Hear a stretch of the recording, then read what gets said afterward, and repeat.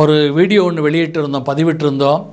அதில் இந்த குழந்தை பிறந்த தீட்டு வந்து தந்தைக்கு அந்த ஒரு நாளிகை, இந்த 24 நிமிடங்கள் அந்த தீட்டு இருக்காது. அதுக்குள்ளே அந்த குழந்தைய உச்சி முகந்தால் அந்த முன்னோர்களுடைய கடன்களெல்லாம், பஞ்சமாக கடன்கள்லாம் தீருங்கிற ஒரு அடிப்படையில் அந்த தீட்டை பற்றி அடியேன் பேசியிருந்தேன்.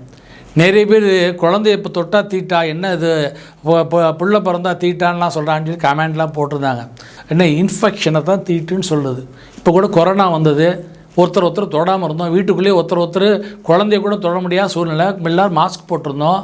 ஒன்று தீட்டுன்னா அது கெட்டதுன்னு அர்த்தமா? தீட்டுன்னா கெட்டது இல்லை. தீட்டுங்கிறது ஒரு சுத்தத்தின் அடிப்படையில் ஒரு இன்ஃபெக்ஷன். அந்த குழந்தை பிறந்தால் அந்த தாயிடமிருந்து அந்த இன்ஃபெக்ஷன் வரும். அந்த இன்ஃபெக்ஷன் வந்து எல்லாரையும் பாதிக்குங்கிறது தான். அதான் அந்த காலத்தில் இன்ஃபெக்ஷனுங்கிறது இல்லாமல் அதனால் அதுக்கு தீட்டுன்னு அதுக்கு பேர் வச்சுருந்தாங்க. ஒரு இன்ஃபெக்ஷனை சார்ந்தது. தீட்டுன்னா தப்பான வார்த்தை கிடையாது, புரிஞ்சுக்கோங்க.